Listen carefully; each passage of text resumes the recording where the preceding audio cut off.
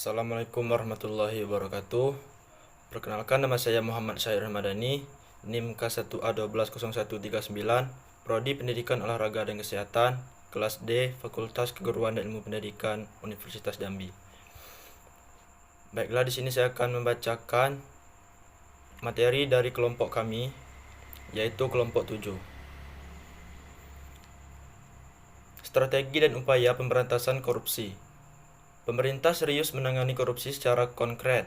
Salah satu implementasinya adalah terbitnya Instruksi Presiden atau Impres tahun 2011 tentang aksi pencegahan dan pemberantasan korupsi tahun 2012. Impres ini merupakan lanjutan Impres nomor 9 tahun 2011 tentang aksi pencegahan dan pemberantasan korupsi tahun 2011. Dalam dua Impres ini, pemerintah mengimplementasikan 6 strategi sesuai rekomendasi United Nations Convention Against Corruption atau UNCAC. Keenam strategi itu adalah pencegahan pada lembaga penegak hukum, pencegahan pada lembaga lainnya, yaitu penindakan, harmonisasi peraturan perundang-undangan, penyelamatan aset hasil korupsi, kerjasama internasional, dan pelaporan. Targetnya, pada 2014, Indeks Persepsi Korupsi atau Corruption Perception Index Indonesia dapat mencapai angka 5,0. Sebagai catatan, per 2010, CPI Indonesia tercatat 2,8, sementara pada 2011 sudah naik menjadi 3,0. Di negara ASEAN, CPI Indonesia lebih baik daripada Vietnam 2,9, Filipina 2,6, Laos 2,2, Kamboja 2,1, dan Myanmar 1,5. Tapi CPI Indonesia masih di bawah Singapura 9,2, Brunei 5,2, Malaysia 4,3, dan Thailand 3,4. Yang harus dicatat, Indonesia sudah mencatat kemajuan yang luar biasa pada mengalami kenaikan tertinggi pada periode 2004 hingga 2011. Pada 2004, CPI Indonesia hanya 2,0.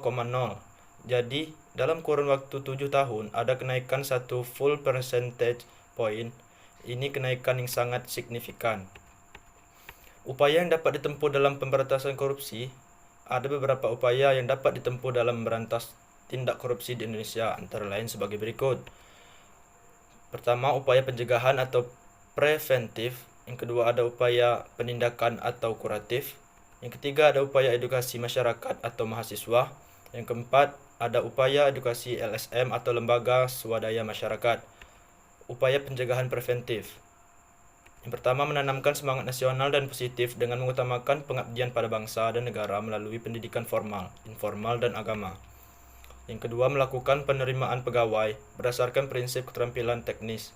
Yang ketiga, para pejabat dihimbau untuk mematuhi pola hidup sederhana dan memiliki tanggung jawab yang tinggi. Yang keempat, para pegawai selalu diusahakan kesejahteraan yang memadai dan ada jaminan masa tua. Yang kelima, ada menciptakan aparatur pemerintahan yang jujur dan disiplin kerja yang tinggi. Yang keenam, sistem keuangan dikelola oleh para pejabat yang memiliki tanggung jawab etis tinggi dan dibarengi sistem kontrol yang efisien. Yang ketujuh, melakukan pencegahan pencatatan ulang terhadap kekayaan pejabat yang mencolok.